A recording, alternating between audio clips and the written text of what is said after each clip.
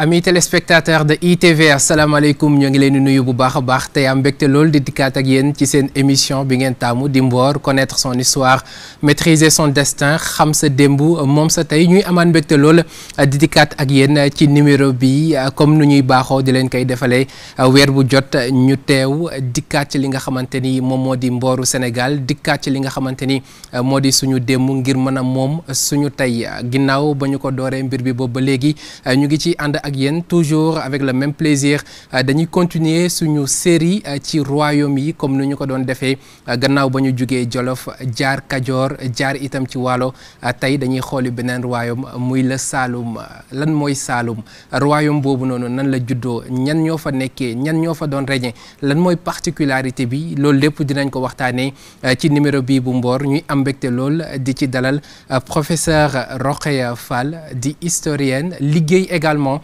ci li nga xamante ni moom moo di Saloum mais pas que ndaxte ñu bëri xam nañ ni itam def na gëstu bu yaatoo yaatu ci Kajoor def ko également ci Bawal mbégte la ñu am tey professeur di la dalal ci suñu plateau Mboor dalal jàmm. jërëjëf Kandji. ñu ngi leen nuyu bu baax. maa ngi leen di fay di am mbégte également di dalal keneen koo xamante ni itam def na gëstu bu yaatoo yaatu ci Saloum di Malé Sakho ñuy am mbégte bu baax a baax moom itam di ko dalal ci suñu plateau Mboor. merci beaucoup merci monsieur Kandji. xam ngeen Mboor am na ci kanam yoo xamante ni miin ngeen ko bu baax a baax ku ci mel ni Fatmata Tall di interprète international de conférence ñu ngi lay nuyu bu baax a baax di la dalal. jërëjëf Mouhamed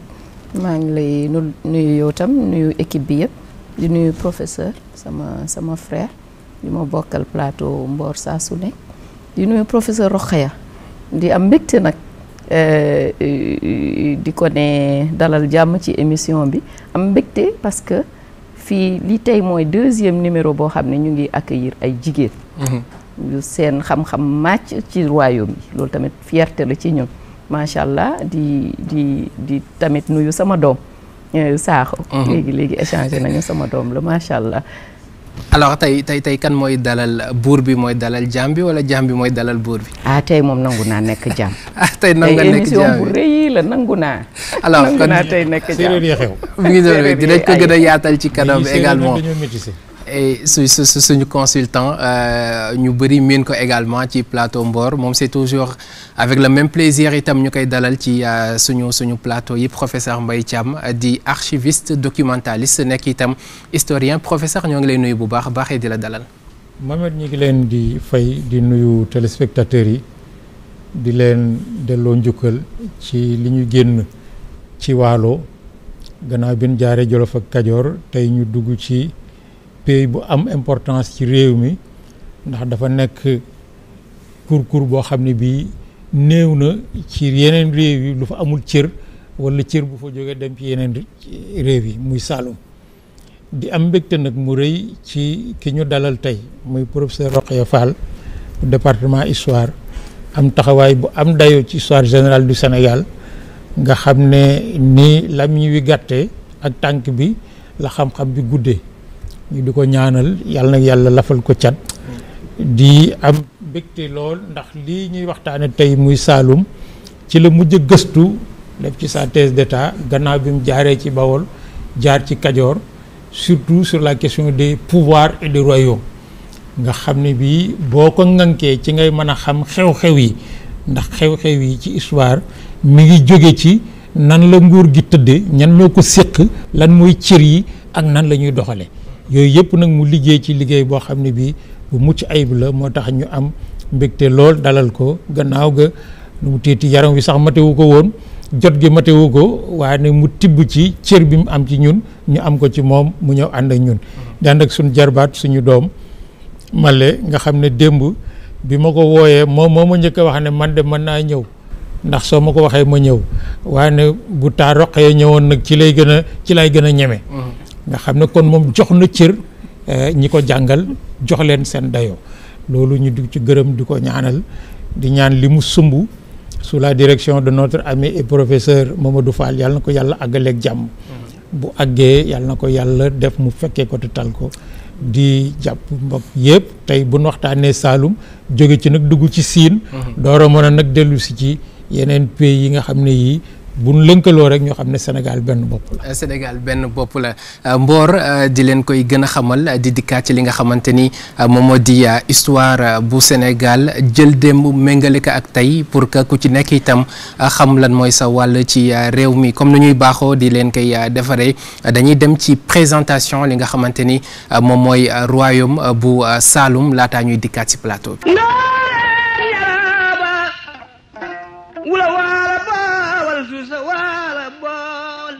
royaume bu Saloum mu ngi soqeekoo nag ci royaume bu Sine li ni mel nag buñ ko doon xayma day mën nañu wax ne 15e siècle la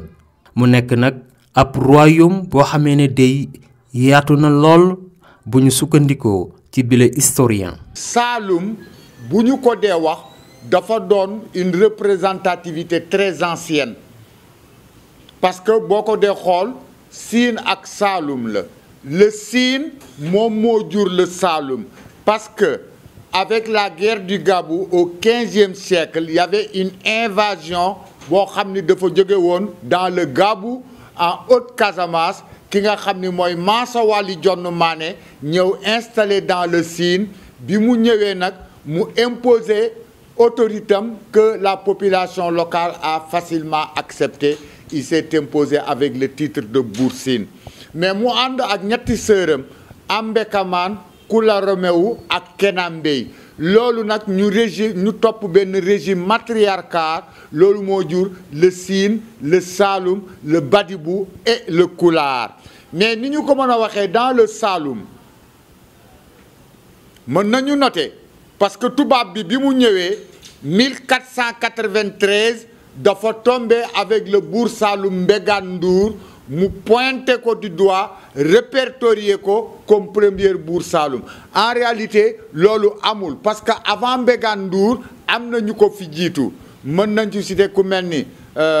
Jatara Tambédou Sira Badiara Mané ak ki nga xam ni mooy Kiong Keita moom la ñu duppee île de Kiong bi jàkkaarloo ak Latmingué alors ñooñu Sira Badiara Mané Jatara Tambédou ak ki Kiong Keita wala Kat Siambé ñooñu ñoo jiitu ki nga xam ni mooy Mbégane Ndour mais tubaab bi l'administration coloniale lorsqu'il est venu dafa tombé avec le règne de Mbégane Ndour ñu répertorié ko avec comme premier Bour Saloum après Mbégane Ndour on a eu Girano Xapp Ndong Latmingué Jëleen les Badiane les Ñaan ainsi de suite jusqu'au 49e Bour Saloum ki nga xam ni moom la muy Fodé Diouf le dernier Bour Saloum sous l'autorité coloniale de 1924 à 1969. Ensuite se fit le tour de Mbaye Badiane et vous voyez actuellement ce qui se passe entre Michel Ndaw et Michel Guédel Mbodj les deux tendances kon Saloum mi ngi noonu daal Saloum yaatu na dem na ba xam ni mooy Kulaar ak Badibou ba les rives de fleuve Gambie mu demati fii dem ba frontière ak Sine de 1924 à 1969.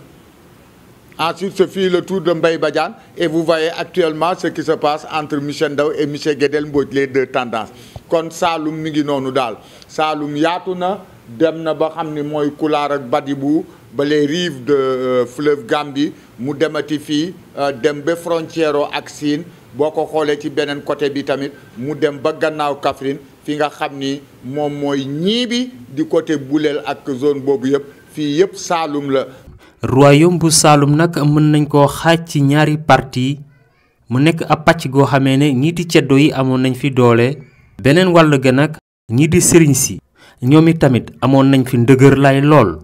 sëriñ si dañoo nekkee woon nii comme fii mënoon nga noter ay ñoom Hadj Abdoulaye Niass ay Mohamed Ngadia Niass Ibrahima Thiam Kellel ay Mam Mor Anta Sali ay Mam Ousmane Khoudia ñooñu magu Sidi Hadj Malick lañu d'ailleurs Maba Diakhou Ba bi Sidi El Hadj Omar Tall jógee Makka 1842 ci la jot ndigal pour mu def jihad boobu bi muy am le 25 novembre 1865 muy la grande bataille de Pathé Diadiane ci la kii juddu Cheikh Ibra Fati borom ndaamal daaru foofu la juddoo fekk na fa Mam Mor Anta Sali donc le village de Prokhane de Thiamène Walo de Taïba Niassène yooyu yëpp ci xare boobu la ñu juddoo mën nañu wax ni c'est le xare Badar du Sénégal parce que l'islam bu fekkoon ni ñàkk na xare boobu tey les 95% de musulmans duñ ko fi dégg loolu c'était un rappel donc boo ñëwee l'opposition tripartite y avait sëriñ si ñu ngi woon foofu ceddo yi buuru ceddo yi à côté et l'administration coloniale en fait donc ça c'était extrêmement important. royaume bu Saloum nag nekk na ab royaume boo xamee ne day bari na taarix lool bari na itam ñu fi soqeekoo ñoo xamee ne tey àdduna wërngal këpp dégg nañ seeni tur.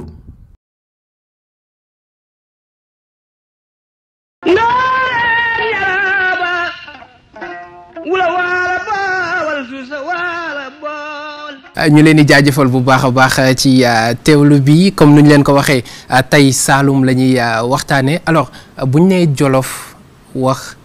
ginnaaw bi nga xamante ni éclatement am na ba yeneen royaume yu fi nekkoon ku ci nekk moom sa bopp Saloum nan lañ ko mën a situer ci li nga xamante ni moom mooy Sénégal bi. jërëjëf Mohamed woo nga ma ci lu ma sawar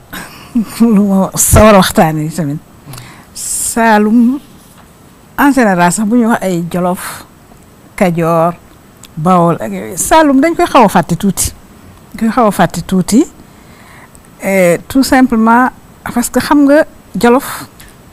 ay wolof ñoo fa nekk même si ma fàttali sama mbokk Jolof yi ne leen Jolof suufi pël la de Jolof pël yi ñoo fa nekk ñoo fa ëppoon bokk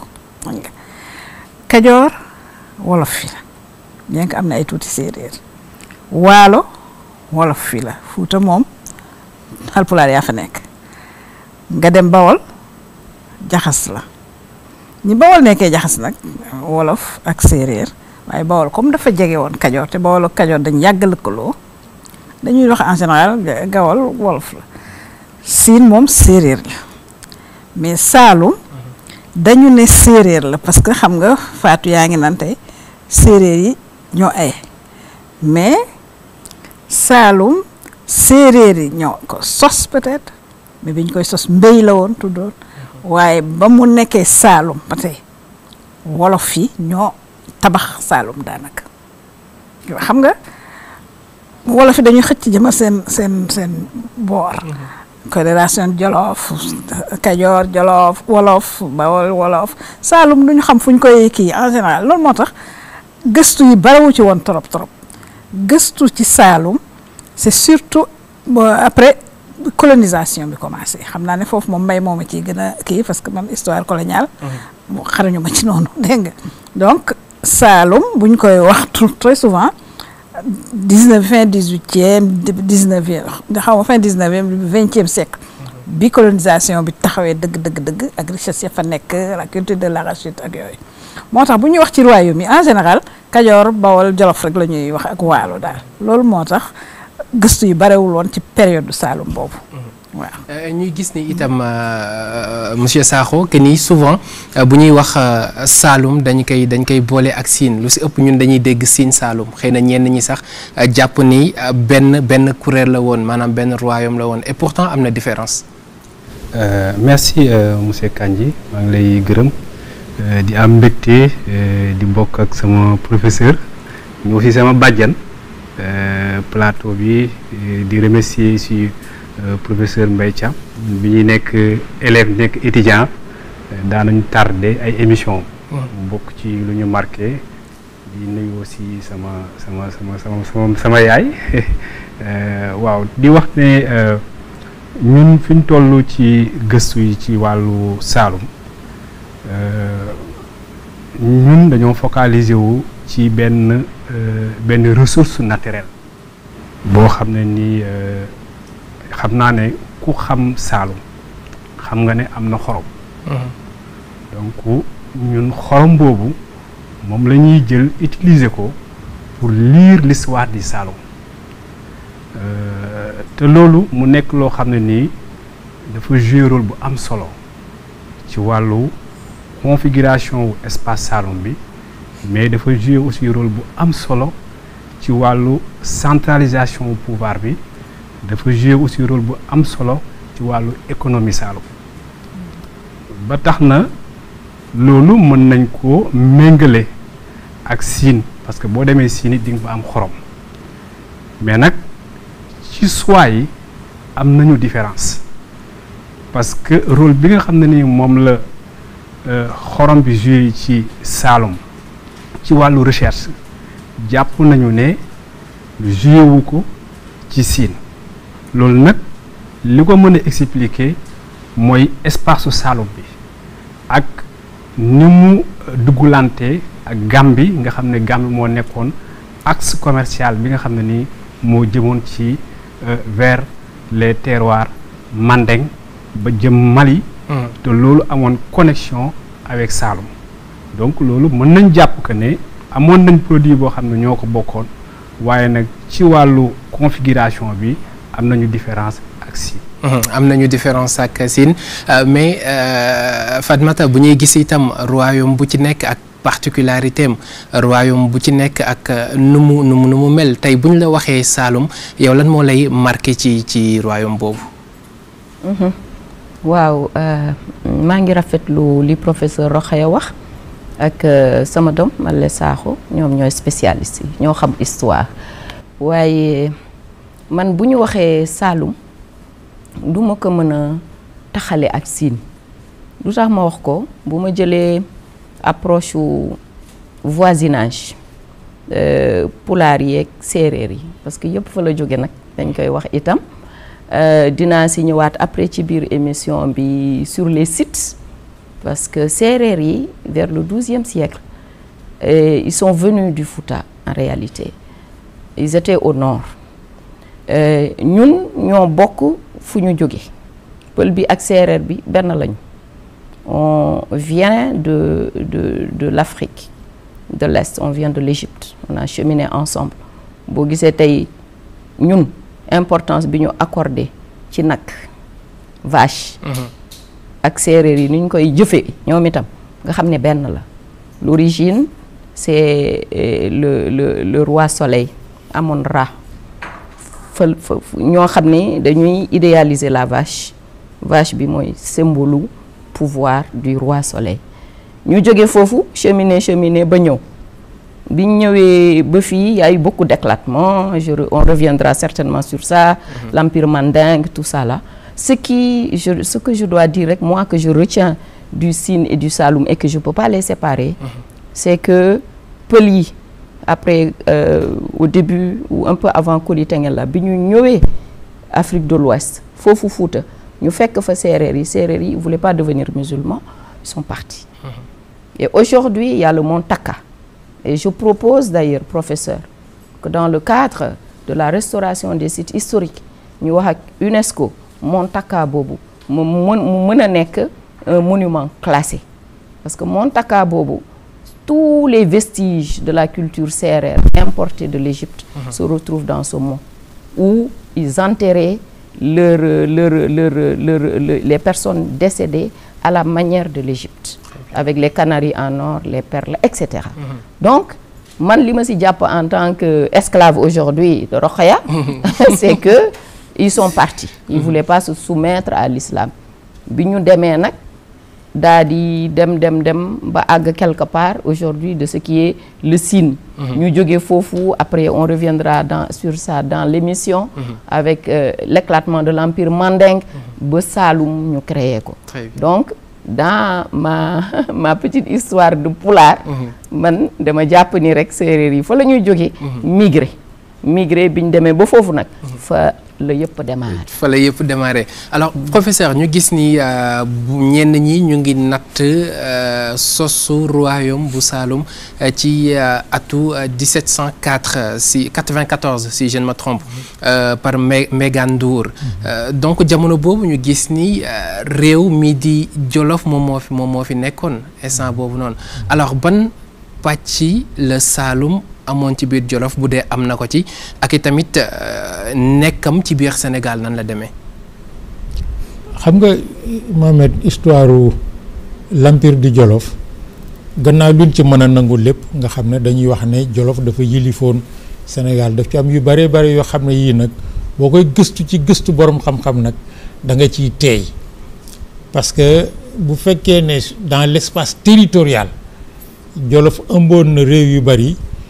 amuloon dayoo gérer réew yi ni muy gérer un acquis politique avec domination ba tax na bi Kajoor yëngalee empire bi mu tasaaroo ku ne jël sa bopp d'ailleurs moo indi ce que je peux appeler non pas juddu parce que fekkoon na mu nekk l'émergence de royaumes comme le Saloum mais Saloum nag da koy dafa am wax lu am importance loo xam ne dañ koy war a sóoraale ci gëstukat boo koy jàngat tey te surtout askan war ko xam moo di histoire du Saloum buñ ko jàngatee dafay rééquilibrer l'histoire du Sénégal devant l'hégémonie en mettant les guillemets wolof. ci naka. c'est que réew yu bari yi nga xam ne moom la ñuy faral di wax ba ci réew yu nekk ci kaw au sud au nord astafurlah du fleuve li soo romboo tukulóor yi dañu defe ne l'histoire du Sénégal jusqu'à la histoire de wolof. or li Rokhaya wax dëgg la histoire du Jolof ci ñi ko xam nañ ne depuis toujours pël yi ñoo ëpp wolof yi ci Jolof. la démographie sooy jël la démographie pël yi ñoo ëpp doole suñuy compter pël yi leen ëpp. mais nag ni ñu tabaxee société bi moo tax le pouvoir politique mujj nekk ci loxo ñi nga xam ne ñoom dañoo dëkk ñi nga xam ne dañuy dem ak dikk di transhumer comme aujourd'hui bàyyee leen nguur gi mais contre une certaine forme d'autonomie bi nga xam ne li koy symboliser mooy le ardo du Njengel et du Latché. qui est un ardo indépendant à tout point de vue du Buurba Jolof parce que soo leen mesurer ñoo la soo ñëwee dans le Kajoor dañu def ne Kajoor gépp ay wolof pire la dara nekk fa lu wolof or Kajoor naari Kajoor moom ku loo gàtt kii yàgg koo dégg. pël yi noonu mais wolof yi ñoo fa amoon kii waalo neneen mais Saloum particularité bi moo di même bu fekkee ne wolof yi amoon nañ fa ay cër parce que dañoo jóge Jolof ñi jóge Kajoor ñu daje fa mais c'est un royaume sérère par des sérères même si ci seen biir nag da ngay gis ne à la limite bi Saloum di nekk Sénégal yeneen réew yu nekkagun Sénégal su fekkee ne mën nañoo wax ni ñu wax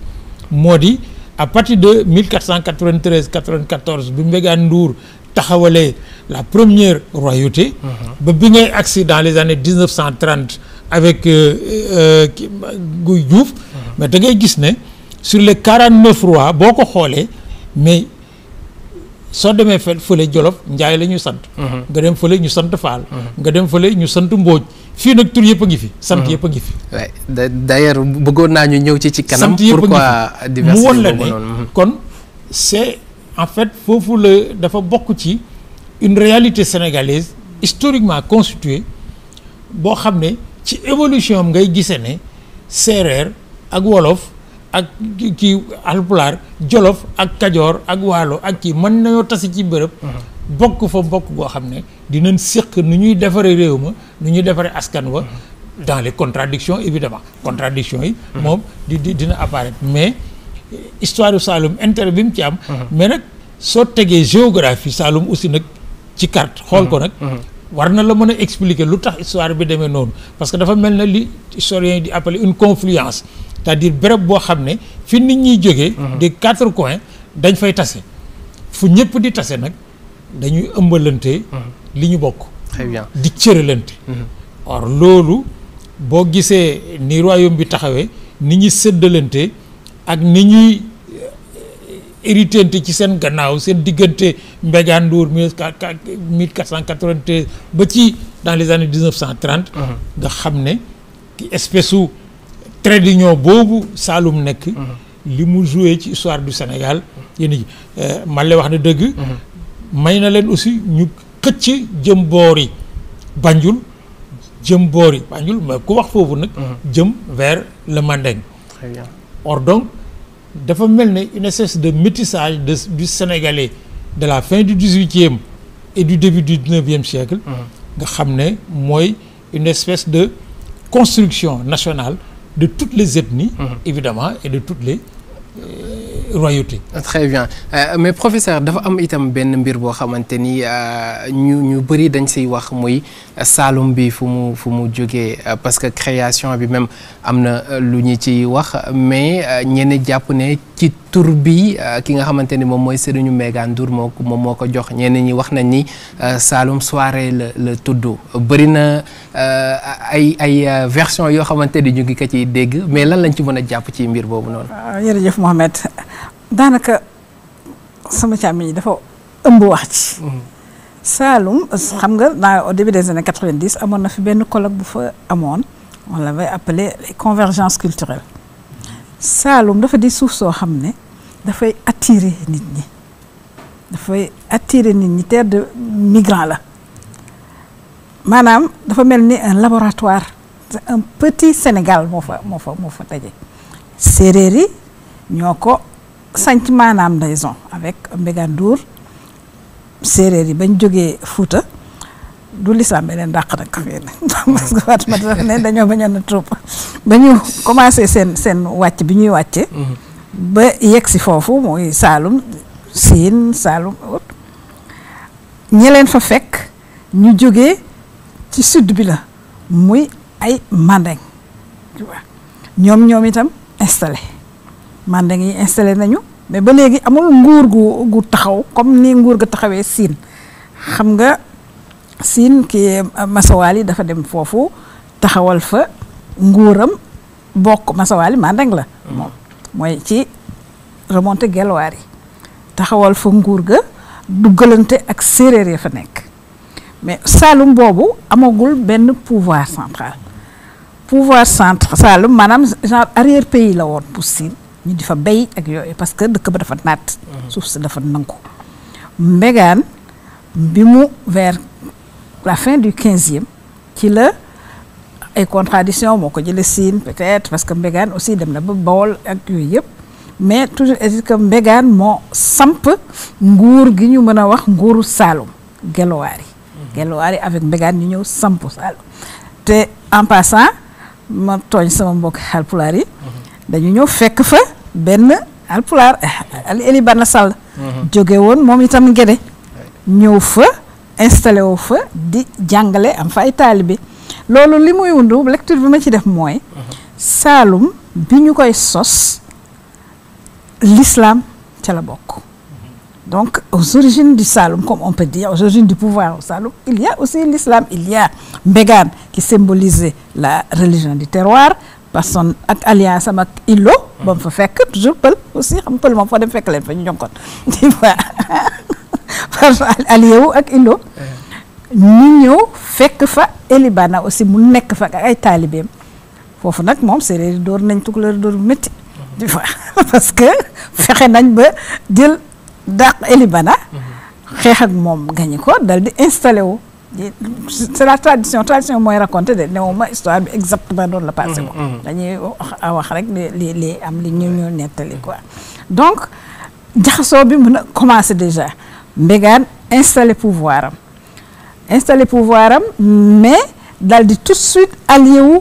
ak musulman yi musulman Jatara Tambédou musulman la woon ensuite Saloum soirée tradition bi dafa ne Mbégane bi mu dooree Eli Bana ba li desoon ci tukulóor yi dal di daw booru fi jama-jama yi nekk village jama-jama yi nekk Saloum actuellement ñeneen ñu partisans yi Mbégane yi ñoo fa dem ak booru Malem installé wu fa jàll ba Kabada ci Casamance actuelle léegi nag mu am présence d'esprit am parce que Mbégane aussi était un fin politique quand même allié wu ak yenn musulmans yi fa nekk tradition bi nag nee na Saloum soirée moom Soninké la Saloum soirée Soninké la wala jaaxanke je ne sais pas pour te dire que Saloum lépp nga fa allié wu ak moom dal di Saloum kooku mu ne Saloum soirée moo ko rëddal kii gu Saloum bi muy génn ci mbéy moom moo ko rëddal ba mu ñaanal ko fa wiccax bale bi saafara si xam nga rek li ñuy ànd débat bi ba mu installé wu nag ci la ko wëlbatiku nag dëkk kii réew ma mbéy la tuddoon déjà temps yi mu nekk arrière pays Siin mbéy la ñu woon mbéy lañ ko tuddee woon dañ xaw ma c'est lié à l'agriculture un peu bon c'était étymologiquement mais à partir du moment où allié wu na ak musulman yi ñu tuddee ko Saloum soirée moom loolu la ñu wax bon man am naa beneen explication aussi yu kii mais bon c'est pas la peine ñu dugg ci détails yooyu yëpp toujours est-il que la tradition retient que Saloum soirée Soninké wu jaaxanke moom la ñu tuddee réew moomu et à partir de ce moment nag ñu ngi wax séeréer yi mais Mbégane bi mu weesoo ki ci topp beneen séeréer la mooy Girana Xop mais keneen ki ci topp parce que Mbégane je disais que fin politique la dafa amaat alliance ak kan ak Jolof ak Jolof Buuba Jolof moom la may jarbaatam foofa njaboot ga soqe ko foofu ñoo dellu si nag maintenant muy Latmingué bi Girana Xop passé Latmingué moo ñëw jël pouvoir bi Saalum xam nga njaay yi dikk nañ wolof yi dikk nañ mais leneen li muy jaaxal mbay xaw ma nag loo ci xam parce que kawoon dañ koy santale njaay xam nga kawoon njaay la ñuy wax capital bi waaw da nga ci gëstu tuuti ma xam fu mu jógee donc wolof yi ñëw nañu aussi séeréer yi Halpulaar yi ña nga fa woon ak Elibana les Jaaxanke et autres les Mandeng yi jóge woon ci rive Gambie foofu la rive nord di am ay infiltration ñu teg ci wolof yi aussi donc xam nga Saalum dafa ëmb melting pot la voilà melting pot la te comme dëkk bu réew ma dafa neexoon naat képp ku jóge fi rek wëlbati ko xam nga Saalum c'est une sorte de confin pour Sénégambie du Nord kuy dem uti naataangi rek da ngay daw dem Saalum sama informateur dañu wax ne Saalum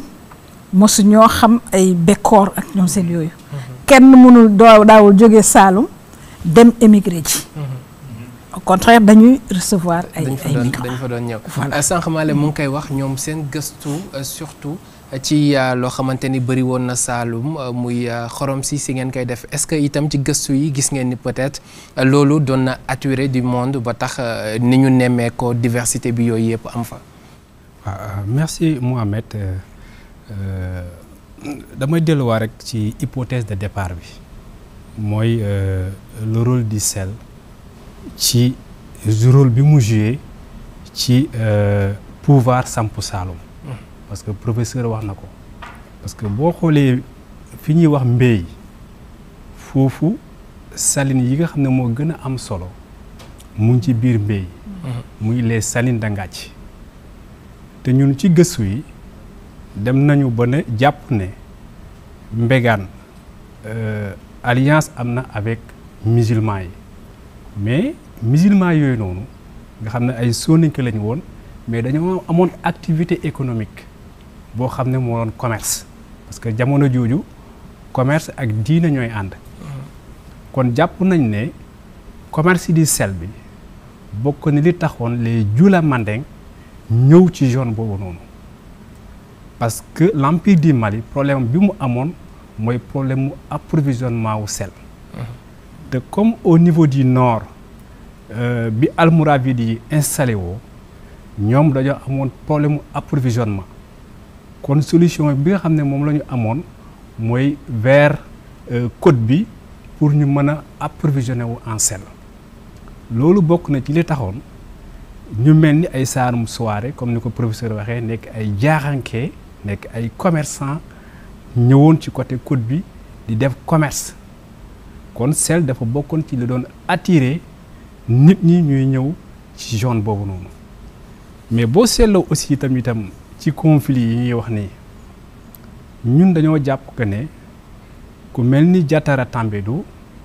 boo xoolee sources yi dañuy wax ne ñu ngi ko éliminer Ngathie mais lan moo tax ñu éliminer ko Ngathie Nawde te tey jii sax boo demee ci li nga xam ne moom lañ jàppee tomboom ak salines yi sorewul ñu ngi koy woowee xàttub Diatara kon jàpp nañ ne kon ci conflit le contrôle des salines ak les voies de commercialisation bokkoon na ci conflit yi nga xam ne ni moom lu ñoroon Mbégane Ndour la parce que jamono jooju noonu ku contrôler xorom rek da ngay contrôler pouvoir nekkul loo xam ne ni spécificité Saalum la mais ci àdduna bi yëpp muy Amérique muy Europe muy Chine jamono jooju ku contrôler xorom da ngay contrôler pouvoir daf ci amoon solo. daf ci amoon solo ci wàllu koom-koom bi. voilà parce que xorom boobu moo taxoon ñoom ñuy am or. d'accord xorom boobu ñoom ñooy taxoon ñuy am ay esclaves. c'est-à-dire Saalum loolu moo doon force am c'est-à-dire boo même source yi nga xam ne ñun consulté nañu ko dañuy wax nañu commerçant mandeng yi dañ daan indi or andi ay esclaves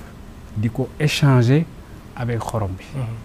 te même source yi ñun bi ñu demee ci terrain bi wax nañu ne Mbégane bi mu jotee ci pouvoir bi dafa def lu ñuy wax l'impôt sur le sel boo xam ne ñu ngi ko tudde woon kubal te ba fii may wax ak yow nii boo demee Ngathie impôt du sel boobu noonu mairie Ngathie bi mu ngi continuer di ko utiliser ba léegi nii ba léegi boo demee mairie Ngathie mu ngi jël mooy organiser exploitation xorom si bu gars yi produire ba pare dañ koy def ñetti taa benn bi mooy jigéen ñi nga xam ne ñoom ñoo produire beneen bi sax-sax bi beneen bi mairie bi te kubal noonu la demee woon le kubal c'était ça léegi nag su ko defee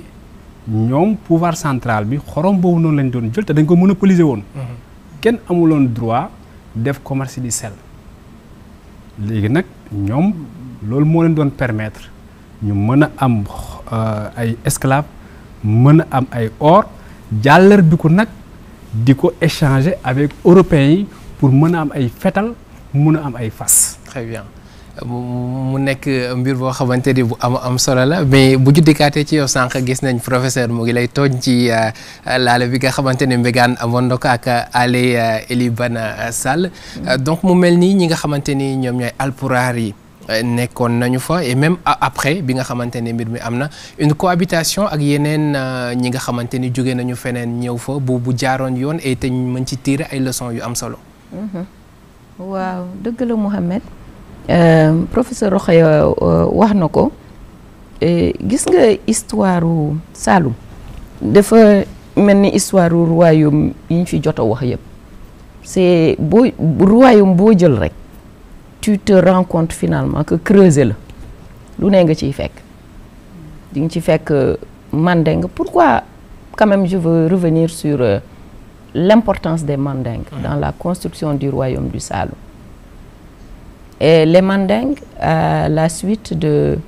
la destruction de l'éclatement de l'empire du Mali, avec l'histoire de Soundiata, je ne vais pas revenir sur ça et tout,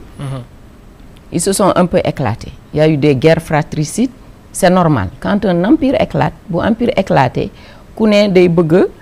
jël boppam moom boppam samp dara. Et dans cette lutte là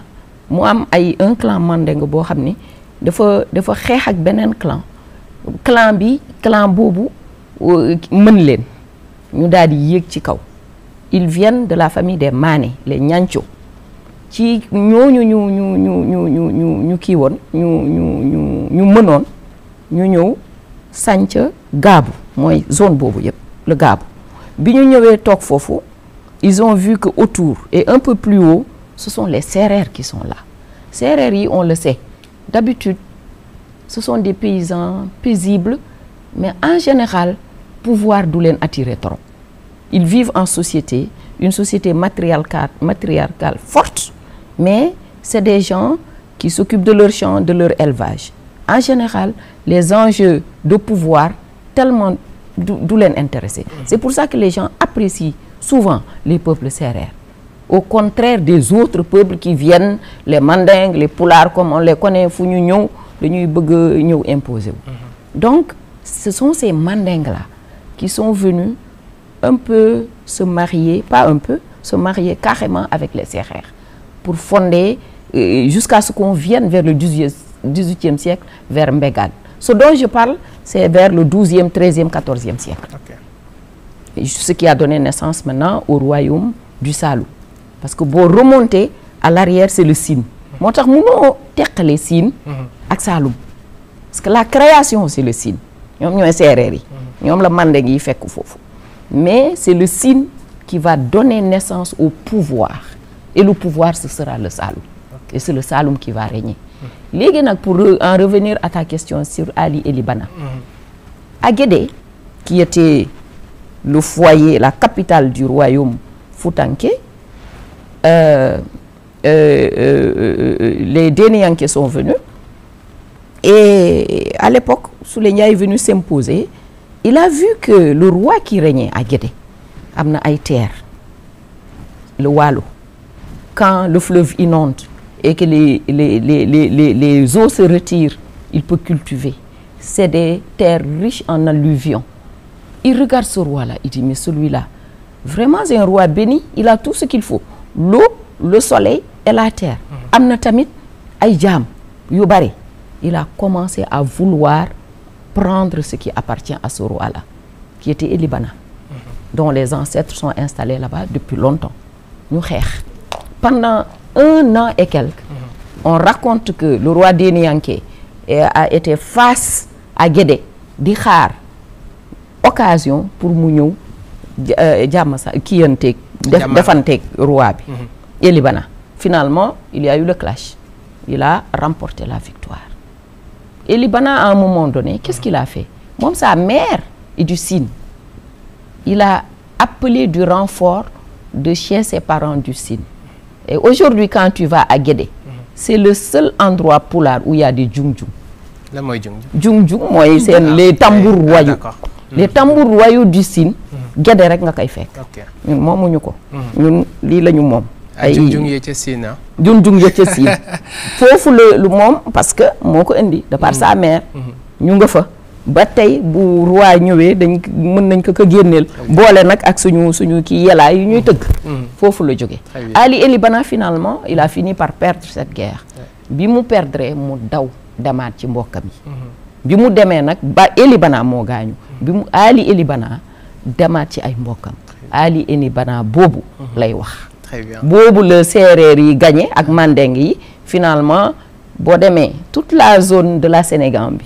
tous les Sal qui sont là-bas, y compris le Sal ko ki nga xam ni moom la ñu jox tur Cheikh Ahmadou Bamba Khadim Rasoul. Sal boobu ci Ali Elibana la. Pour te dire les brassages, les enjeux dont il parle, c'est autour des intérêts. Mais ça apporte énormément de parenté et de brassage. Moi, c'est ça aussi l'intérêt des royaumes du Sénégal. Keroog dégg naa benn mag bu ne ma Sénégal ñaar ñu waxtaanul rek ñoom ñoo nekkul ay mbokk mais bu ñu waxtaanee mbokk feeñ. Professeur, royaume ku ko wax di nga wax organisation politique ak organisation administrative comme ni ñu ko defee woon ci yeneen royaume yi organisation bi nan la demee woon ci biir Saloum. waaw Mohamed bala ma cee ñëw dafa am lu Roqee wax bi muy daanee lu am importance mooy nan la géographie Saloum tabaxee royauté Saloum. xam nga Sénégal bari na ci yi tax ñu naan Sénégal benn bopp la nit ñi dañoo teel a demalante ak dikkilante parce que suñu géographie moo amul obstacle yoo xam ne dina tee nit ñi di demalante ak dikkilante. mas naa dégg benn mag mu ne Sénégal li tax mu yomb bokkee ma da ngay jóge Fuuta gëmm di daw ba Casamance te doo fa kastalu maanaam dara du la téye. doo taseeg montagne yu la baare ba doo mën a jàll de l'autre côté doo fi taseeg ay forêt yu la téye ba doo mën a jàll de l'autre côté doo fi taseeg ndox mu bari ba doo mën a jàll donc quand un pays est plat mu ci day yombalal demalante ak dëkkalante bi mais loolu bu amee nag benn pays bu nekk ci digg bi aux confluences de toutes les autres nga xam ne foo jógee rek boo demee kii ba dafay yombal ñu tase fa surtout bu fa yaakaar amee. parce que loolu roxeyam xam nga Saloum da ngay dégg rek ñu naan ay doxandéem ma fa daje mais doxandéem bi dafa am fu ñu jógee. mais ñu doo dégg ñu ne waa Saloum muy jóge fii dem béréb sàngam ni ñuy jóge feneen di fa parce que suuf sa dafa yaakaaru béréb ba yaakaaru ñu tase fa jaxasoo ci seen biir moo tax ñu tabax une royauté boo xam ne bii soo gisee ni ñu ko joxalante ko ba ci Fodé Diouf nga xam ne ñëpp ci lañ parce que soo demee Jolof dañ lay wax ne ba ci cële fukki yee ba tey ñëpp Njaay lañ sant boo demee Kajoor ñu ne la ñëpp Faal lañ sant ba ci Lat Joor mi sant Jóob boo demee Waalo ñu ne la Mbóoj lañ sant mais Saloum ñëpp ci kii Juufa nga fa Njaay nga fa Ndawa nga fa Mbóoja nga fa ça veut dire quoi ça veut dire que ñoom dañoo daje ci béréb fekk fa teraanga ñu bokk ko ñoom ñëpp biñ ko bokkee nag du tee nag bi nguur taxawee nag ak nguur gu mënti doon ci àddina nag dañuy taxawal une organisation administrative. Saloum ràññi woon nañ ci fukki pays ak benn li ko dale ci Gagnic ba ci Djilor Ndiafat Lagem Kaymoor Kawoon Sokone Mandax Pakala Ndoomu ba Njomboto nga xam ne fu ci nekk dafay am nag ñoo xam ne dañ leen di cëral ñu occuper un espace di doxal seen cër nag ci kaw li ñu sëq ak ki yilif Kawoon muy Buur Saalum ñu sëqante nag ci seen biir ak réew yi leen wër par exemple le Siin parce que léeg-léeg nga dégg ñu ne diw ba mu yilifee Siin ak Saalum boole leen wala nga bokk Kajoor di am ay cër Saalum bokk Jolof surtout Jolof cër yi am ci Saalum boo ko seetee da ngay defee ne Saalum c'est une province du Jolof alors que du province du Jolof en réalité c'est un pays boo xam ne par le jeu des alliances notamment matrimoniales bu ñu sëyantee ci réew moo xam ne bu ñuy séddalee ay teraanga li ñu njëkk a jàpp mooy deret c'est-à-dire fu ndeyam bokk ki jóge woon Saalum mais sëyi Jolof bu fa amee doom yam fa am kenn ëpp leen cër Saalum moo tax ñi sant Njaay am fa cër ñi sant Ndaw jóge woon Jolof ñëw fa sëy fa am fa cër parce que seeni doomay cëru ci meen mi mais gaño gi jóge Ndaw jóge Jolof sant Ndaw dëgëral ko or loolu nag bokk na ci yi tax tey Saloum nekk un espace de synthèse un espace de synthèse c'est-à-dire que tey boo fa demee am na ay phénomènes même yu apparaître après dans l'islam sénégalais sax dëgër Saloum rek la mënoon a sax. yu ci mel ni. yu ci mel ne ay sëriñ yu fa sax yoo xam ne yii fa nu jógee buñ fa nekkoon duñ fa am cër bu toll noona fi ñëpp tase cëralante nga xam ne le mérite kii dafay nekk en flèche donc la mën a doon. parce que feneen foo ci dem.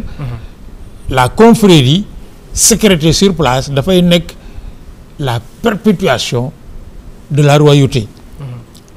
or comme au Saloum la royauté dañ ko taxawal ci kaw boole yu war a mën a bokk njariñ lu ñëpp bokk mooy gën a yomb a ñoŋal loo xam ne kenn rek ko bokk ñëpp bëgg ko. Très bien.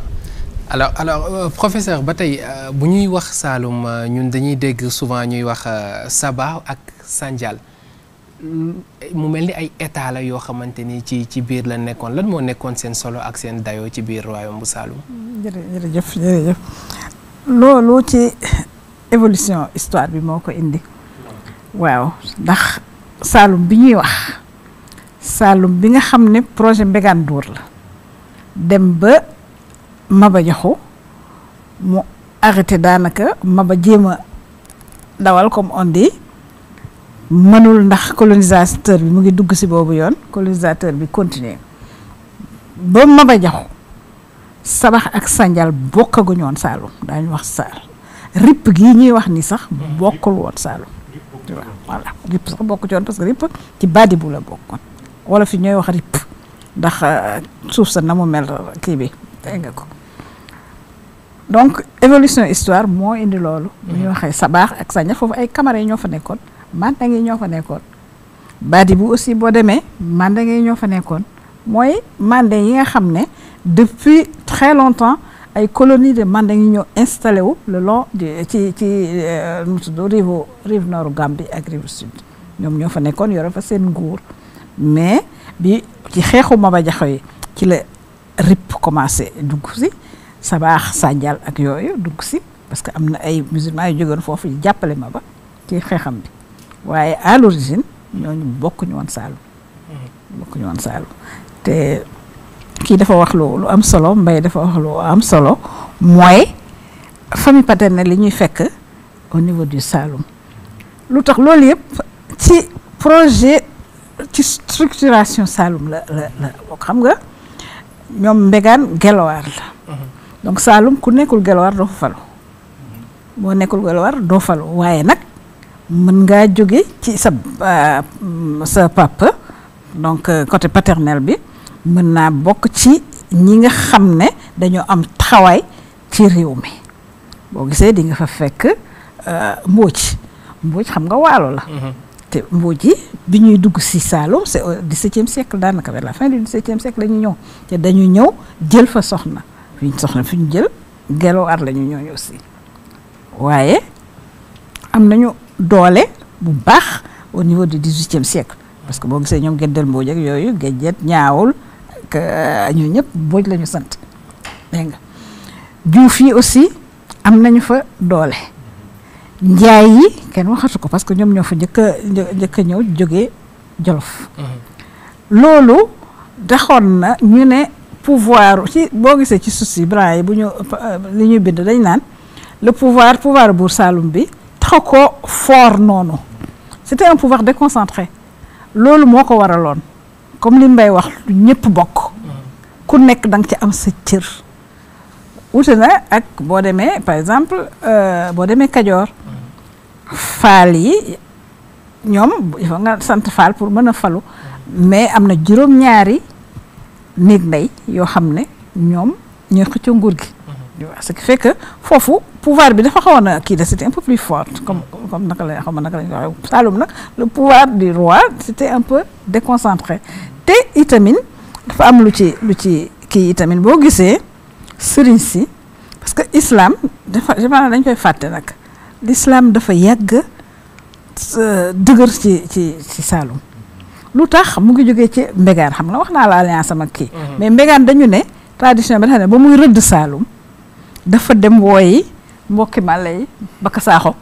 wooyi Malick Dramé jógee fële ñu ñëpp ay sëriñ la mu ànd ak ñoom ne leen kaay leen ñu dem Saloum loolu la tradition bi noonu la koy waxee bu ñu demee jëm ko tabax donc depuis très longtemps sëriñ si dañu fa am doole booy seet ci histoire bi ñu koy jàngat ni jàmmarloo yi am diggante sëriñ si ak ceddo yi ba 19e siècle amul au niveau du Saloum amul au Saloum parce que à partir du 17e siècle xam nga ne Kajoor Waalo ak ñooñu ñu ngi jàmmarloo ak ñoom la guerre des marabouts bi kii di wax Boubacar Bari bind mais amul Saloum c'est à partir du 19e siècle du milieu du 19e siècle bi nga xamee ne ceddo yi ñu ngi commencé di perdre un peu seen kii source yi ñu doon am source de revenu ak yooyu ci la ñu wëlbatiku di bundu xataal sëriñ si ils ont rompu le pacte de Mbégane parce que Mbégane avait signé un pacte avec avec musulmans yi ak l'islam c'est à ce moment-là rek que le pacte de Mbégane a été rompu ci la sëriñ si jóg nag naka lañ ko rompre mooy ba ñu demee rase yëfale Nanjiki ajjumay Nanjiki ñu wax ci la sëriñ si dajaloo dal di ne bu ñu toogee di seetaan ceddo yi dinañu jeexal moo di ci la dinañu commencé nag di organiser wu ba jiital Maba Jaxu Ba donc voilà c'est à ce moment-là qu'il y a eu cette rupture là Saloum spécificité mi foofu la nekk. waaw foofu la nekk foofu noonu si lay dikkaat mooy ci dëkk bi nga xamante ni ceddo yi defoon nañ ko ak ñi nga xamante ni mën nañ ko tuddee ñi doon dundee islam bi bu baax a baax et pourtant nekk nañ luy yàgg coow bi bëriwul selon yow lan moo waral loolu noonu jàmm jooju ñu nekkee woon alors que ni peut-être ci yeneen yi gis nañ toujours cohabitation bi da doon xaw a jafe. ni ko Rokhaya waxee. Et ni ko Mbégane bëggee woon quand il est venu il a voulu quand même commencer d'abord par apaiser son règne wala sax sos ko ci noo xam ni dafay am jàmm ni mu ko waxee les musulmans les premiers musulmans de l'Afrique de l'Ouest c'est vrai ce sont les Diakhanké pourquoi c'est les Djoula ñoom ñoo njëkk a jëflanteeg Almoravide le commerce intra-saharien qui vient vers l'Afrique de l'Ouest c'est par le truchement des Mandingues des Diakhanké gis nga boo demee Goundiour où El Hadj Omar est allé passer 40 nuits et 41 jours pour lancer sa djihad ceux qui gardent la mosquée au jour d'aujourd'hui ce sont les Gassama ce sont des pêcheurs diouf qu'il a trouvé dans une petite cabane ñu teeru ko tey ba tey ñoom ñooy élimaan foofu ci Gambie mais sëriñ si ñi mu fa fekk c'est des Gassama ba léegi ñoom ñoo fay sëriñ ñoom ñooy garder bërëb bi lu tax parce que li dëggal li professeur Rokhaya wax ce sont les premiers musulmans ñu njëkk a jëflanteeg arab yi par le commerce nag parce que ay julaa lañu ñu ñëw nag moo tax Saloum et permets-moi de revenir sur ça Mohamed doo ci dégg lu bari les femmes xam nga lu tax bëggoon naa ñu ñëw foofu quel est le rôle de la femme ci royaume bu doo ci dégg lu bari parce que le Sine on sait que c'est des sérères c'est le matriarcat a beaucoup joué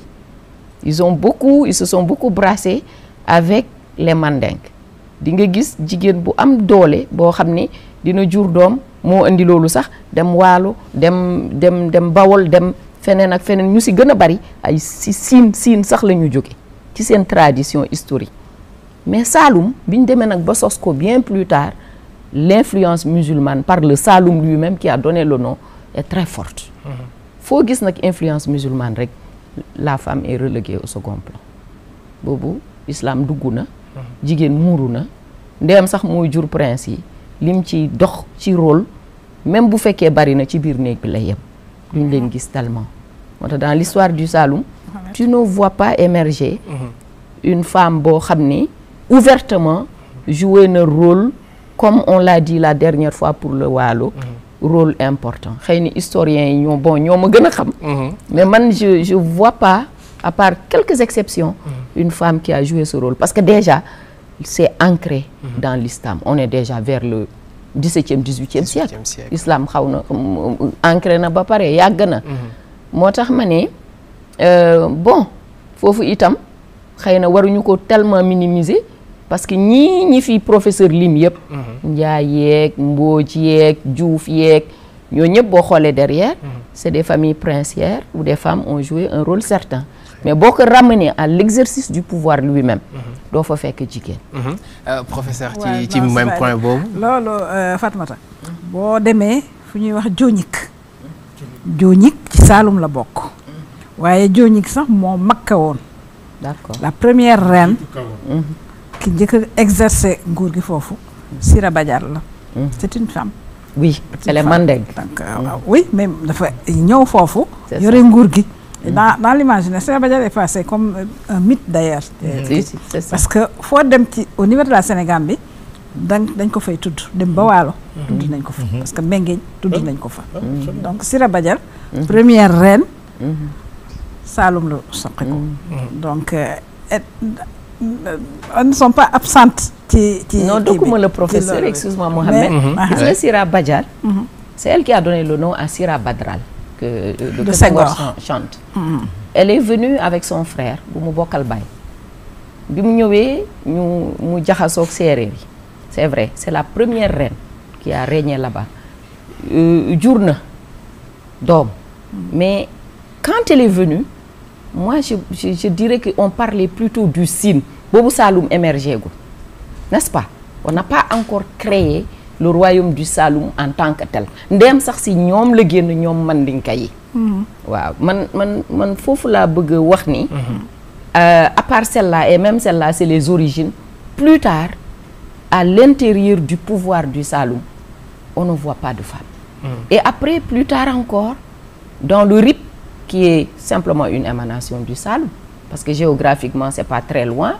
notre parent qui également vient du Mbantou Maba Diakhou Ba déjà ak ñooñu mënoo gis jigéen parce que c'est un pouvoir musulman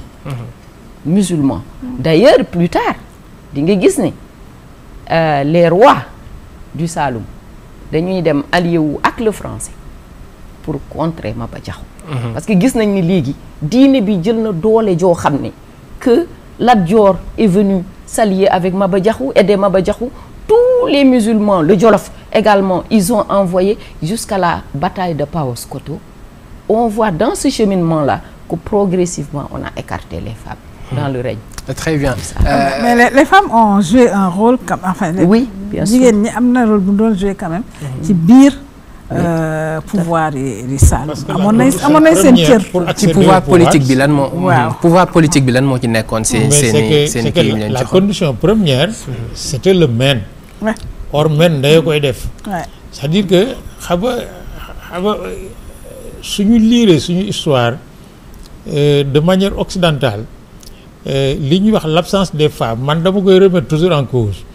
parce que góor gi nga xam ne li mu yore ci jigéen rek la ko mën a jëlee bu ne jigéen nekku fa dafay dal di kii maintenant une princesse là qui gère le pouvoir toute seule loolu bariwut en dehors du Waalo mais ki bu ñuy tànn buur nga xam ne ci meen la ñuy taxawal ne meen mii ku ci bokkul am preuve formelle que ci nga jóge mënoo nekk buur dal di éliminer jigéen ñi du yomb maintenant nag dafa am loo xam ne lii dans le Saloum moo une spécificité boo xam ne bii moo leen doole moo di le Saloum est une alliance stratégique de nu mu teeti Mbégaan boo xam ne ñi ko waroon ñëpp dans son environnement dafa leen associé à la création du pouvoir et c'est ça qui a expliqué que du 14e 15e jusqu'à la pénétration coloniale ailleurs bi caddo yi ak jullit yi di reyante ñoom mësuñu cee bokk parce que dañoo associé pour créer ensemble un pouvoir et le gérer d'ailleurs c'est pas pour rien que ñi taxawal diine ji ñu ci bari dañ faa jaar wuti doole door a mën a génn pour wuti yóbbu fi ñu jëm Maba Diakhou n'est pas apparu par hasard ici mais c'est la contradiction coloniale qui a fait éclater le pacte la contradiction coloniale mooy pousser un peu à un moment donné alliance stratégique yi amoon avant la pénétration coloniale que chacun choisisse désormais soit de s'allier au colonisateur soit de s'allier à l'ennemi du colonisateur. lan lañ mën a jàpp ci agissement ñi nga xamante ni ñoom ñooy tubaab yi ci biir empire bu Saloum. mais tubaab yi bi ñu commencé installer à partir du 18e siècle nga xam ne léegi nekkatul rek ci côte bi taxaw ak seeni bateau nga ñëw jaay leen ñu yëpp ci seeni bateau dem dañoo bëgg a dugg ci biir occuper l'espace exploiter les ressources mais à la kulialin dañu xam ne mënuñoo def ak ñëpp suñ mënta def ak ñëpp dañu seet ci biir ñi yore yëf yi ñan lañ ci mën a àndat ni ñu def ba Kajoor am doole fippu am indépendance dans le ak le Jolof yeneen réew yi aussi jaare ca am indépendance mais moom la ñu def ci biir Saloum c'est-à-dire jullit yi nekkoon Saloum nga xam ne ñi ngi jógee ci saraxole yi ak mandeng yi ànd ak Mbégaan créer le Saloum bu tubaab bi ñëwutoon du ñu mës a jotee dara parce que l'équilibre bi ñu defoon moo di jullit yi ñi ngi jàngale di lawal seen kii Mbégaan a ngi reñee sukkandiku ci jullit yi ñu di ko jàppale en cas de menace extérieure mais loolu tubaab bi mënu koo seetaan su duggee ci seen biir à la kulialin fokk mu jaxase leen surtout que entre temps avant cela mais Maba Diakhou départ na dans le RIP indi fa loo xam ne lii dafay yëngal royauté bi mooy lan mooy la guerre sainte taxawal jihad or bu ñu taxawee les jihad dañu éliminer ceddo yi les ceddo sont obligés de se défendre et cette alliance là pour mu éclater il a fallu l'expérience de la jihad de Maba Diakhou plus les ambitions du système colonial qui a poussé mais à diviser l'alliance ñu commencé nag di taxali ko mais loolu nag mais réew mi du yëfi Saloum rek la xewee fépp la xewee c'est-à-dire bi tubaab bi di ñëw yang-yang en 1890 di dàq si la Albouri mais ñi ngi ànd ak Demba War Sall ànd ak Gédel Mbodj ànd ak nu mu tudd Yamar Mbodj ànd ak mais surtout ànd ak Samba Laobé mi bokk ak Albouri benn bay te bokk ak ndey bi ñu dàqee Albouri le soir mais le lendemain Samba Laobé la ñu introniser ça veut dire quoi ça veut dire que tubaab bi li ko gënoon a intéressé à chaque fois mooy diviser nit ñi pour tànn ci le maillon bi mu yaakaar ne moo ci gën a faible parce que maillon bu fort bi mënoo bu kii maillon bu faible bi ngay armé jàppale ko mu jël yëf yi mais bu ko jëlee nga wuti beneen alliance bu ko fi jëlee parce que alliance boobu jëlee fi Lat Joor mais moo fi jëlee kii Albouri moo fi jëlee Lat Joor moo fi jëlee keneen ak keneen or loolu Saloum mënu ci woon a mucc parce que le développement du système colonial ne pouvait pas laisser intacte la royauté du Saloum tel que Mbégaan l'avait construit autour d'un système d'alliance stratégique. Très bien, mais ñu gis ni avant même français yi di ñëw portugais yi demoon nañu fa tey dañuy xool souvent ñoom duñu dem foo xamante ni dara nekk fa mën nañ jàpp ne est-ce que ressources yooyu noonu moo leen den attiré ba ñu teel a dem fi nga xamante ni moom moo di royaume bu Saloum. waaw merci beaucoup Mohamed dañuy ñëw rek ci ressources yi nga xam ne ni Saloum am na ko du sel kese am na yeneen i ressources aussi je crois que boo demee ci thèse professeur bi di nga ko fa gis mais bi nga xam ne rek ñun moom lañ gën a focaliser wu mooy ci ressource mooy xorom bi te effectivement source yi wane na ne portugais yi teel nañoo soobu ci commerce de sel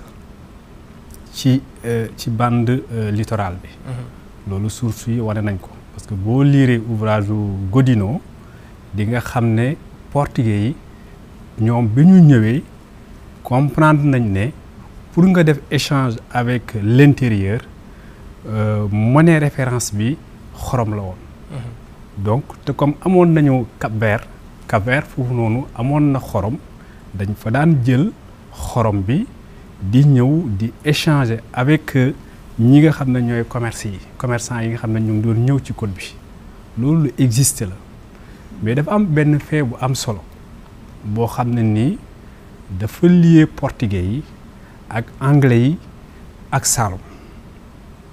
parce que boo liiree ku mel ni Golbery wala nga liir ku mel ni Paul Marty fi muy waxee naan l'expédition de Repentigny au Saloum dafa am ay faits yu ñuy relater ne anglais yi bi ñu ñëwee occuper li ñuy tuddee tey jii nii Saloum dañ doon def commerce mais dañoo amoon benn jour gars yi dañ leen assassiné seen bateau yi parce que anglais yi ñoom it dañoo sóobu woon ci commerce de sel bi te Saloum gis na ñoom lii moo nekk seen recherche kon anglais yi bu ñuy importer xorom bi di ko andi ñoom dinañ perte pouvoiru sel bi loolu bokkoon na ci li tax man ma jàpp assassinat boobu noonu kon liñ mën a jàpp mooy français yi d'ailleurs wane nañu ko parce que boo gisee ci Gandiol français yi à partir du 18e siècle commencé nañoo ñëw di tibb ci xoromu Gandiol bi di ko yóbbu Ngalam parce que gisoon nañu ne pour ñu contrôler le commerce di Ngalam il faut que ñu jaarale ko aussi sur le commerce du sel parce que dans l'espace di Ngalam aussi amuloon xorom donc dafa nekkoon stratégie boo xam ne ni européens yi bi ñu ñëwee comprendre nañu ko mais li ci gën a am solo mooy à partir du 19e siècle ku mel ni René Caillé bi mu ñëwee mu dugg ci biir Afrique dafa def ay recommandations ne France su ñu bëggee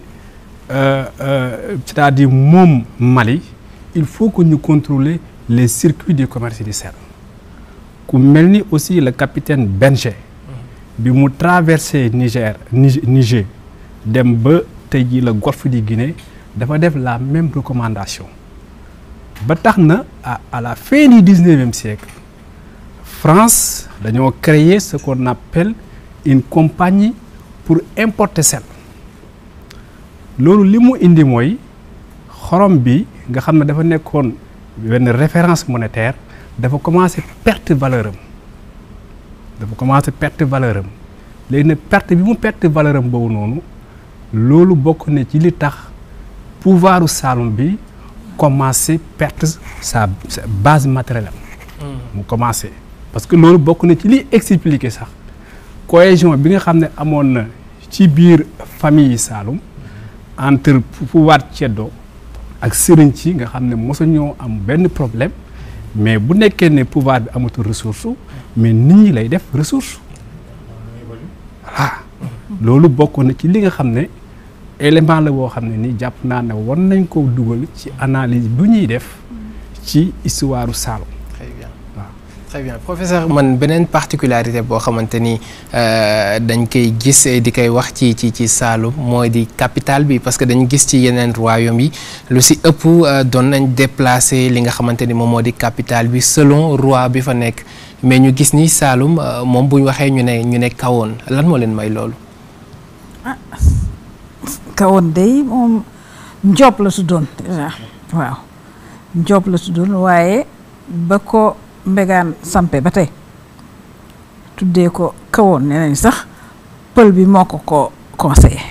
waaw muy ilo waaw boobu ba léegi nag mosul changé kawoon moo doon moom masa nekk pays yu Saloum lu tax nag mënuma la ko wax ne objectivement parce que j'ai pas trop réfléchi mais boo demee du Saloum rek boo demee Bawol Lambaye moo mës a nekk pays ba Siin moom dina doon changé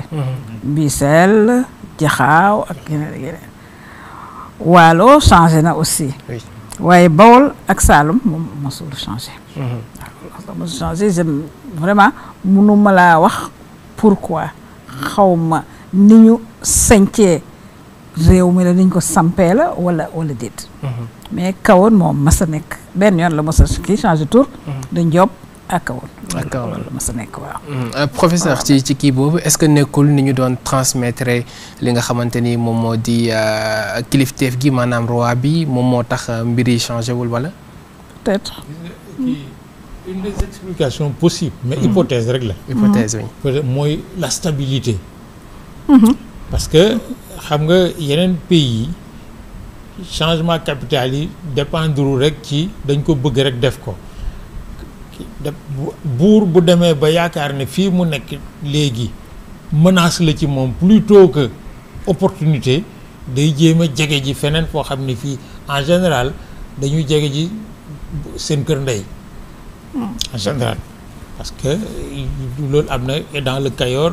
bokk na ci jaxase par exemple Lat Joor ak Demba War Sall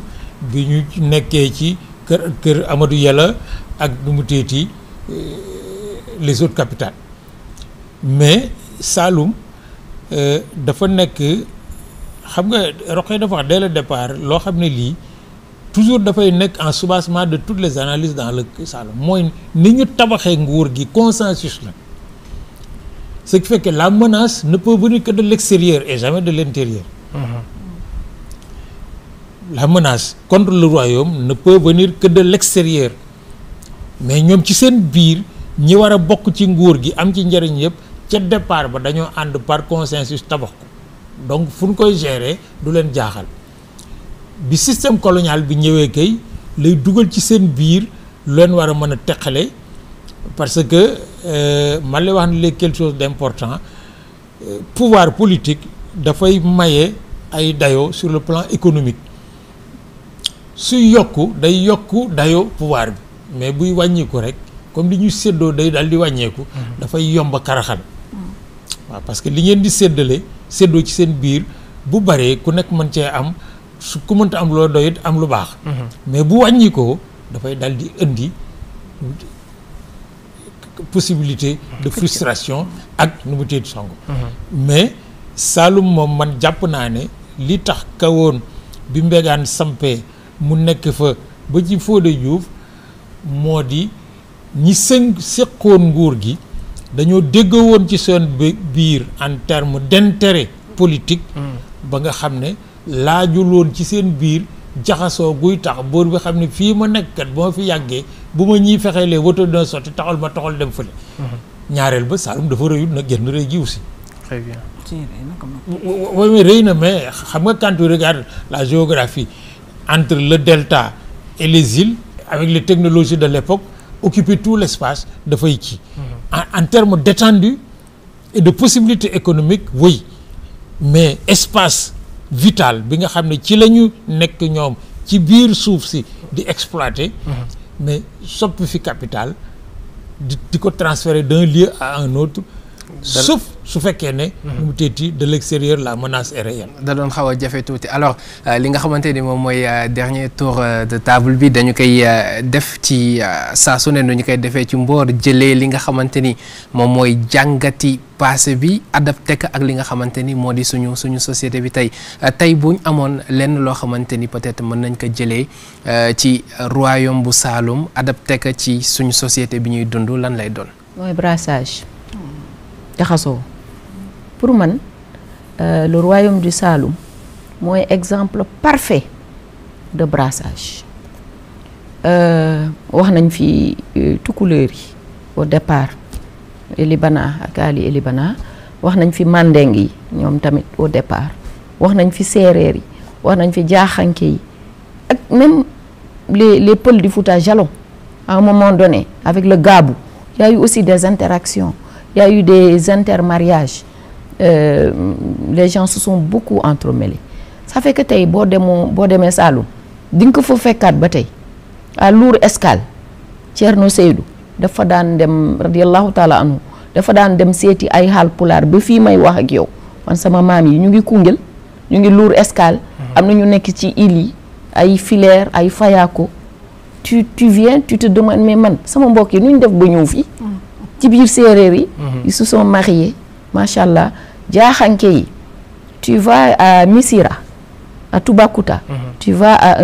une ville qui s'appelle un village qui s'appelle Missira c'est un village de pêcheurs bi ma fa ñëwee ma leen di tooñ ma foog ne ay séeréer lañu ñu tontu ma mandeng ma ne waaw kii mandeng la ma làkk di après ñu ne ma fii ay mandeng nga fi nekk ñoom ñooy pêcher ñoom ñooy pêcheurs yi mooy Toubacouta ak seeni donc le Saloum comme il l'a dit mon fils Sakho c'est vrai autour de l'activité économique quand le colon est parti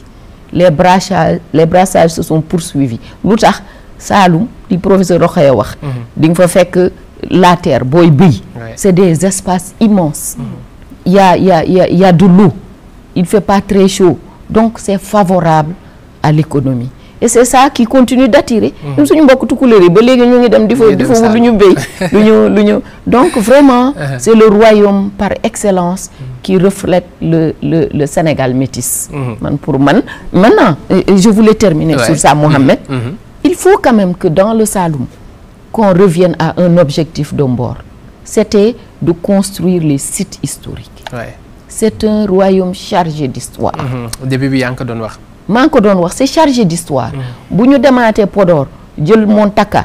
relier ko ak Sine ak Saloum def ko site historique nañ dem ci biir Saloum lu baree nga fa loo xam ne mun nañ ko ériger mu nekk ay monument parce que waxtaane wuñ ko mais loolu dama ko bëggoon aussi teg ci table bi la mythologie dans le Saloum c'est quelque chose d'extrêmement important on a beaucoup d'anecdotes autour de la mythologie yoo xam ne dañ ko war a raconter xale yi dégg ko yu ci mel ni Ali Elibana par exemple bi mu ñëwee foofu avec son islam ne day xeex ak séeréer ak mandeng yi samp wax na ko professeur wax na ko bi mu ñëwee dafa teg tànkam rek serpent matt ko jaan matt ko ne waaw jaan bi fu ñu jóge ñu ne ñu ñëw daw ñu ne nañ jël jaan bi yóbbu fi ñu jëlee jaan bi yóbbu benn muus ñëw këf jaan bi mu ne bàyyi leen mu wax ci pulaar muus bi ak jaan bi ñoo bokk ndey ak baay ulundundu et ngóorooni ni jiit yu me pa en faisant référence au séeréer et au mandeng donc yooyu yëpp il faut ñu koy raconter c'est intéressant dégg naa professeur di ci wax léegi yooyu yëpp ba nga fa woon yooyu yëpp am na fa nag am na fa c'était une guerre une guerre mystique quoi entre tukulóor et séeréer comme mystique bi dafa amoon doole oui mais guerre mystique xam nga doole ji moo di ñii mystique bi ñi ngi ko wéer ci diine ci seen kurus ñii ñi ngi ko wéer ci seen i xamb ak seen yu demee noonu or les mythes de fondation suñ demee ba àgg ci Mboor nit ñi dina découvrir ne ça fait partie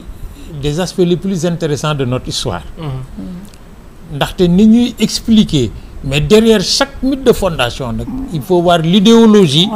qui se cache derrière pour justifier la création du pouvoir politique loolu nag xel mu ñëw moo koy créer ba moo tax bu ñuy jàpp ne suñu histoire c'est pas une histoire comme celle de l'autre fondée sur les idéologies, on se trompe longuement. C'est-à-dire nit ki ci li mu gëm ci nga mën a tabaxee un mythe boo xam ne boo ko déggee xelam dina ko mën a nangu mu jàpp ko. mais espace boo xam ne ceddo yi dañoo bëgg doole ne ñun doole ji mënuñu cee jot fii ak ànduñoo ak sëriñ si ne ñun fii espace bu favorable la pour le développement de li ñu bëgg mais pour ñu def ko fokk ñu ànd ak ceddo yi nañuy tabaxee ñoom ñaar l'argumentaire comme qui dirait aujourd'hui wala l'idéologie pour que peuple bi accepte ne pouvoir bi ñee ko séq mais lu xel mu ñëw moo koy natt yooyu nag bari na ci réew mi or Saloum l'intéressant c'est que soo entre les mythes Mandeng Malinké Diakhanké wolof séeréer pël et autres Haalpulaar yi fa tase yëpp mais dafay daal di nekk quelque chose de très complexe parce que en empruntant partout ce qui est bon on finit par avoir le meilleur. Absolument. Alors professeur ci point bi ñu nekkoon sànq lan la ñu mën a jëlee ci li nga xamante ni moom moo di royaume bu Saloum adapté ka ak ñun suñu jamono bi ñu nekk nii ngir mu gën a ñëw. man Fatoumata lay topp de li Fatoumata wax rek. brassage voilà brassage. C'est le premier mot. brassage dafa Saloum c'est une convergence culturelle. Construction nationale. oui brassage bi daal moom mën nañ ko ci kii bu le vivre ensemble. le vivre ensemble bi nekkoon Saloum Sénégal mën na ko mën a emprunter parce que Saloum ngay gis ci Sénégal bi yëpp da ngay gis dans l'évolution nga gis ni construction espace bi Saloum cëriñ Saloum ceddo boobu moom foofu rek la am te ñu àndandoo nekk di vivre ensemble boobu au moment de la rupture te loolu sa brassage boobu continuer ba du temps de la colonisation parce que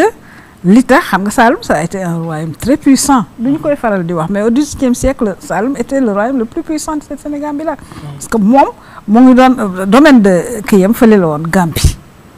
fële français yi lañu nekkoon ci kaw moom Gambie la doon kiiwee ci sur les rives de la Gambie avec les Anglais njaayam xorom mi lu fa am solo la woon esclavage aussi parce que on n'a pas parlé de traite négrière mais ci lu doole loon Saloum aussi ci la bokk au niveau de la Gambie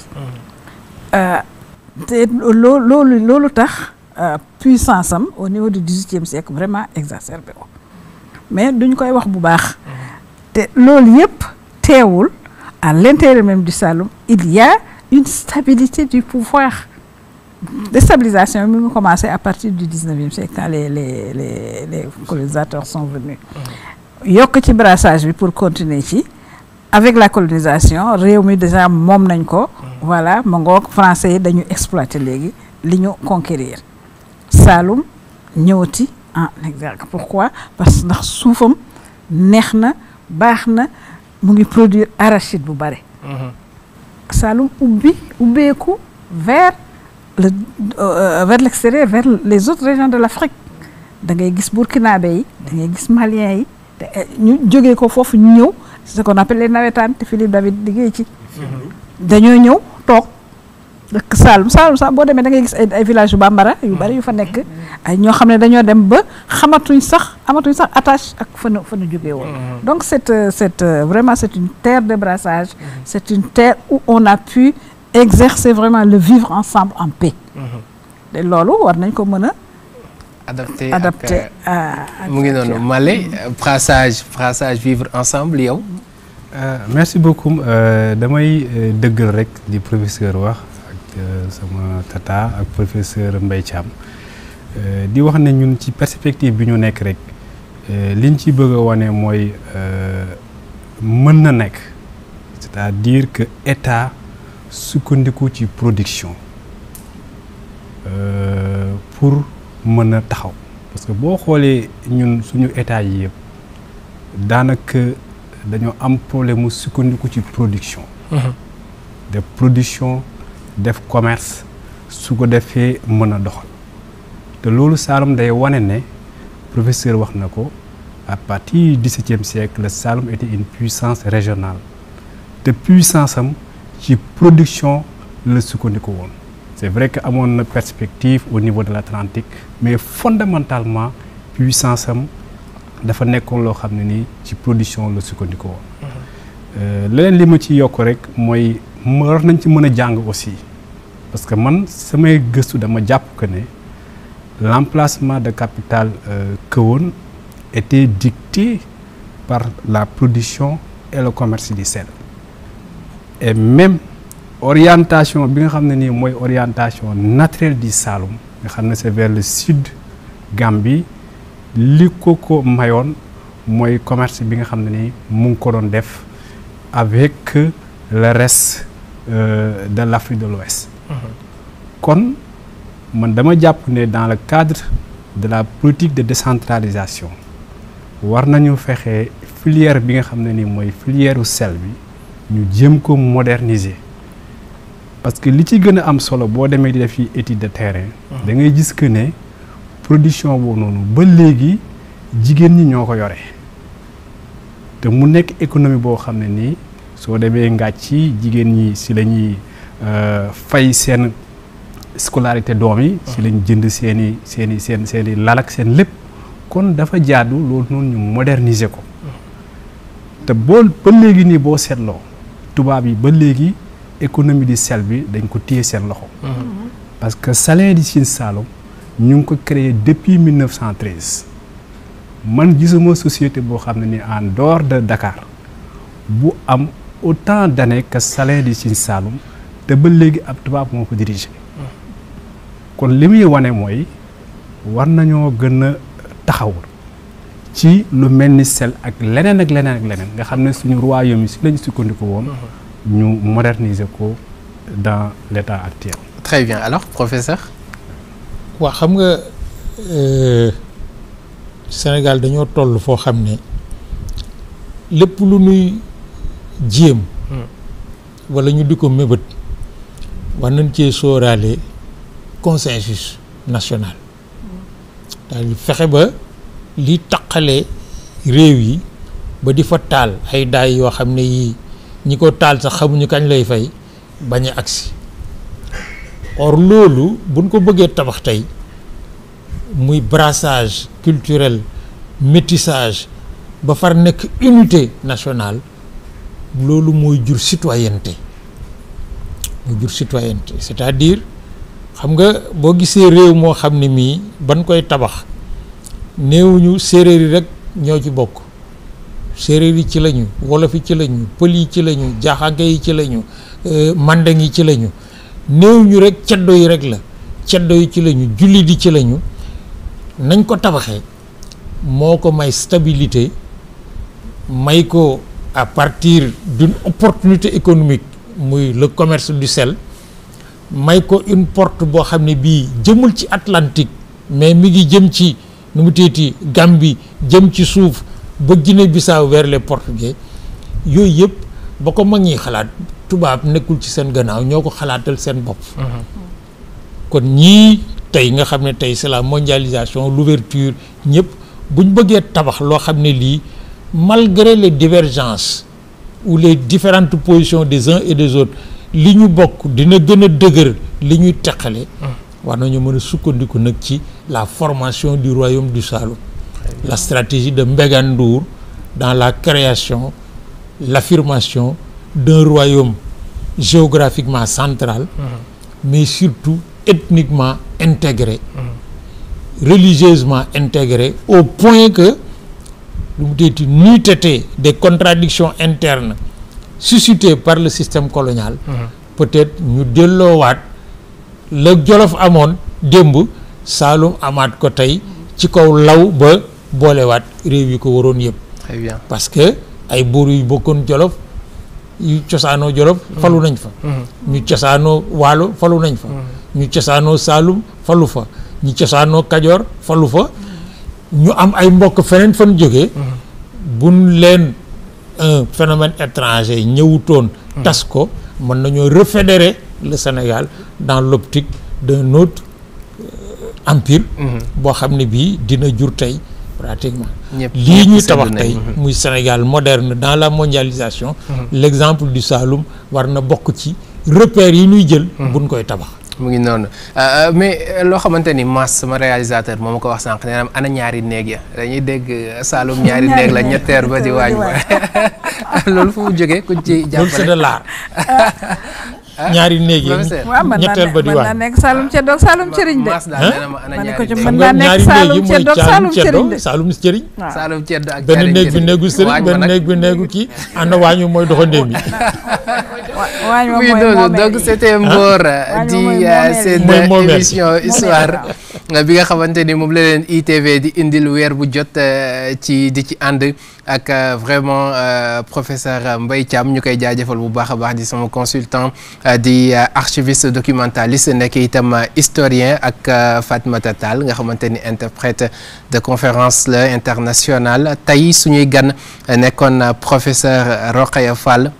nekk historienne mais itam def gëstu yu yaatu ci Kajoor def ko ci Bawol def ko également ci Saloum ñu ngi koy jaajëfal bu baax a baax mais jaajëfal également Malé Sakho mi nga xamante ni mu ngi ciy gëstu moom histoire mu ngi koy gëstoo ci ressources yi nga xamante ni am na Saloum rawatina xorom si nga xamante ni bu yàgg ba léegi ñu ngi ko fay exploité Mbor fii la ñuy yemandi tey ci numéro bi ñu consacré ko woon royaume bu Saloum di jaajëfal bu baax a baax bibliothèque universitaire bu université Cheikh Anta Diop bu Dakar bi ñu dalal jaajëfal surtout directeur bi mais jaajëfal également département d'histoire bu université Cheikh Anta Diop bu Dakar rawatina professeur Idrissa Ba jaajëfal équipe technique bi jaajëfal ñëpp itam ñi nga xamante ni jàpp nañ ci coordination bi fii la ñuy yemandi jox leen rendez-vous mois prochain incha allah.